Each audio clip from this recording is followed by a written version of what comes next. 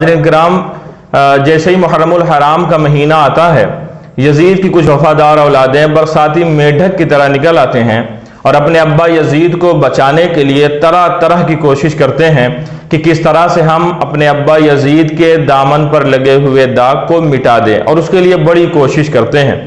یزید کے وفادار اولادوں میں سے یزید کے ایک بیٹے سے میں آپ کی ملاقات کروانے جا رہا ہوں۔ آپ اسکرین پر ان کی منحوس شکل دیکھ رہے ہوں گے۔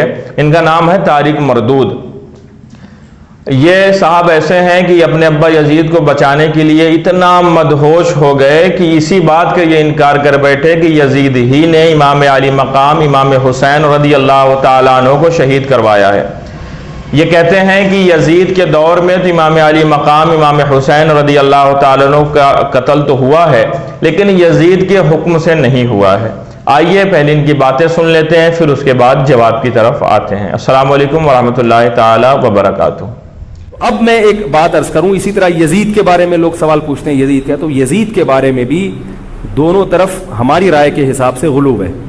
یزید کے دور میں حضرت حسین کا قتل یقیناً ہوا ہے، مگر کسی ایک مستند روایت سے یہ ثابت نہیں کہ یزید نے حکم دیا تھا حضرت حسین کو قتل کرنے کا۔ یہ کہیں بھی روایت میں ثابت۔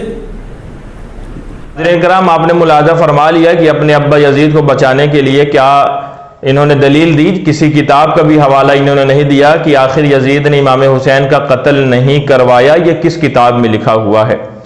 یہ اپنے ابا کو بچانے کے لیے میں نے کہا کہ اس طرح اتنے مدہوش ہو گئے کہ یہ بھی بھول گئے کہ ان کے مولوی جن کے افکار و نظریات کو، جن کے اعتقادات کو یہ پھیلانے کے لیے، ان کو فروغ دینے کے لیے دن رات کوشاں رہتے ہیں، وہ لکھ کر کے کیا مر گئے۔ خود ان کے مولوی کی نظر میں یہ شخص طارق مردود فاسق، فاجر اور یہاں تک کہ کافر بھی ہوگا۔ ابھی میں دلیل پیش کروں گا، آپ حضرات ملاحظہ فرمائیں گے۔ قرآن اور حدیث سے جب دلیل پیش کی جاتی کسی مسئلے میں تو ان وہابیوں کو سمجھ میں نہیں آتا ہے، لیکن جب ان کے مولویوں کی عبارت دکھا دی جاتی ہے تو یہ خاموش ہو جاتے ہیں اور کس گلی سے بھاگ جاتے ہیں یہ بھی نہیں پتہ چلتا ہے۔ تو انہوں نے کہا کہ یزید کے دور میں تو امام علی مقام کی شہادت ہوئی، لیکن یزید کے حکم سے ان کو شہید نہیں کیا گیا ہے۔ تو یزید کے دامن پر لگے ہوئے داغ کو مٹانے کے لیے انہوں نے بڑی کوشش کی، لیکن آئیے دیکھیے ان کے مولوی کیا لکھتے ہیں۔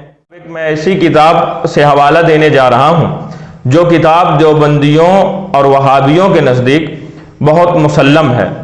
خاص طور سے دیوبندیوں کے نزدیک اس کتاب کا مرتبہ تو یہ ہے کہ قرآن سے بڑھ کر کے اس کتاب کو مانتے ہیں۔ کون سی کتاب؟ اس کتاب کو جس کا نام ہے تقویۃ الایمان، جس میں ہمارے حضور کی گستاخی کی گئی، بے ادبی کی گئی، اس کتاب کو دیوبندی قرآن شریف سے بڑھ کر کے مانتے ہیں۔ آپ کہیں گے دلیل کیا ہے؟ تو سنیں، آپ کے سامنے فتاوی رشیدیہ ہے، لکھنے والے مولوی رشید احمد گنگوہی ہیں۔ اپنی کتاب میں یہ لکھ رہے ہیں کہ تقویۃ الایمان نہایت عمدہ کتاب ہے، اس کا رکھنا اور پڑھنا اور عمل کرنا عین اسلام ہے۔ اب آپ غور کریں، قرآن پاک کا رکھنا اور قرآن پاک کا پڑھنا عین اسلام نہیں ہے، بلکہ قرآن پاک کو ماننا عین اسلام ہے۔ یعنی عین اسلام جس چیز کو بتایا جا رہا ہے اگر وہ نہ کیا جائے تو آدمی کافر ہو جاتا ہے۔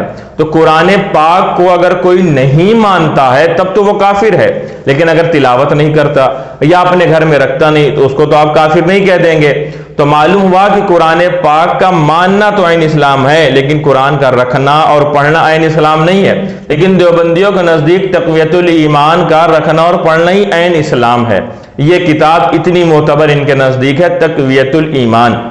اب آئیے دیکھیں کہ مولوی اسماعیل دہلوی اپنی کتاب تقویۃ الایمان میں کیا لکھتے ہیں، اور مولوی طارق مردود دیکھے اور اپنے مولویوں پر روئیں کہ ان کے مولوی بھی لکھ کر کے چلے گئے کہ یزید ہی کے حکم سے امام علی مقام کو شہید کیا گیا ہے۔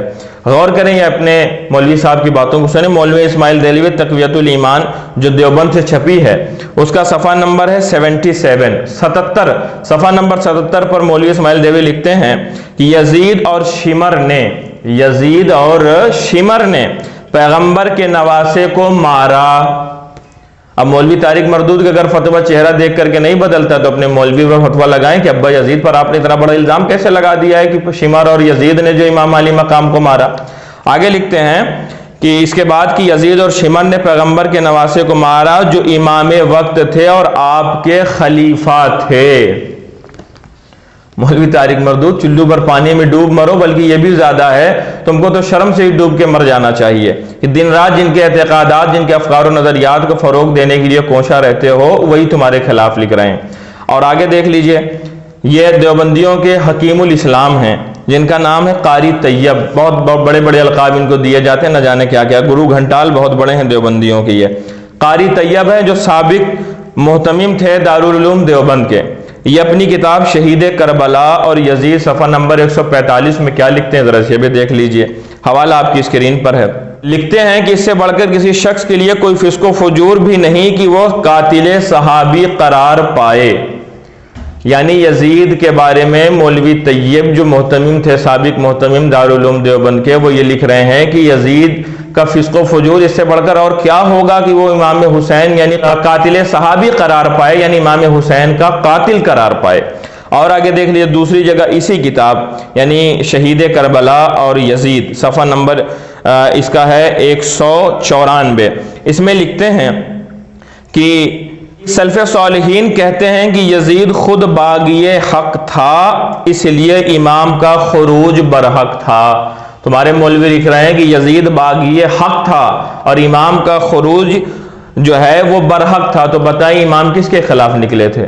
یزید ہی کے خلاف تو نکلے تھے، اور یزید باغی حق تھا، اور اوپر بھی یہ لکھا ہے کہ یزید کا فسق و فجور یعنی کسی شخص کا فسق و فجور اس سے بڑھ کر اور کیا ہو سکتا ہے کہ وہ قاتل صحابی قرار پائے۔ اور اسی کتاب یعنی شہید کربلا اور جو ہے یزید کے صفحہ نمبر 144 پر مولوی طیب جو سابق محتمم تھے دارالعلوم دیوبند کے، وہ امام احمد کا ایک قول نقل کرتے ہیں کہ امام احمد نے فرمایا کہ بیٹا کیا اللہ پر ایمان لانے والا ایسا بھی ہوگا جو یزید سے دوستی کا دم بھرے؟ یعنی امام احمد ابن حنبل کے نزدیک جو یزید کی دوستی کا دم بھرے وہ اللہ پر ایمان لانے والا نہیں ہے، وہ مسلمان ہی نہیں ہے۔ اور تمہارے مولوی نے اس کو نقل کر کے اس پر تائید کو ظاہر کیا، تو معلوم ہوا کہ تمہارے مولوی کا بھی یہ کہنا ہے کہ جو یزید سے دوستی کا دم بھرے وہ مسلمان نہیں ہے۔ تو تم یہ بتاؤ کہ تمہاری مان رہے ہیں تو تمہارے مولوی جا رہے ہیں کام سے، اور تمہارے مولوی کے مان رہے ہیں تو تم کام سے جا رہے ہو، تو پہلے دونوں لوگ یہ فیصلہ کر لو آپس میں بیٹھ کر کہ تم میں مسلمان کون ہے۔ یہ ہے اہل بیت کی عداوت جو آدمی کو کہاں سے کہاں پہنچا دیتی ہے۔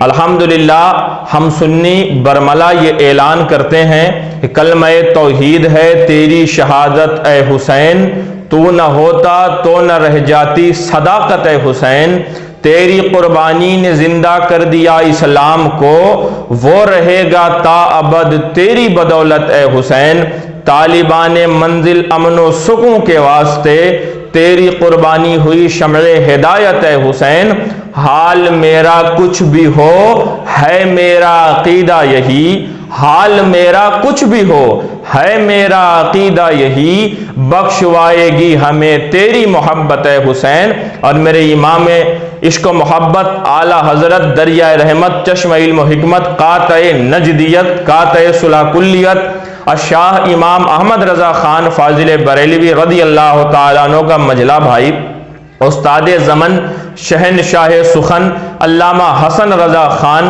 علیہ الرحمہ نے برملا اعلان کیا کہ کس زباں سے ہو بیاں مدح شان اہل بیت، مدح گوئے مصطفیٰ ہے مدح شان اہل بیت، ان کی پاکی کا خدائے پاک کرتا ہے بیاں، آیت تطہیر سے ظاہر ہے شان اہل بیت، بے ادب گستاخ فرقے کو سنا دے اے حسن، بے ادب گستاخ فرقے کو سنا دے اے حسن، یوں بیاں کرتے ہیں سنی داستان اہل بیت، یوں بیاں کرتے ہیں سنی داستان اہل بیت۔ السلام علیکم ورحمۃ اللہ تعالی وبرکاتہ۔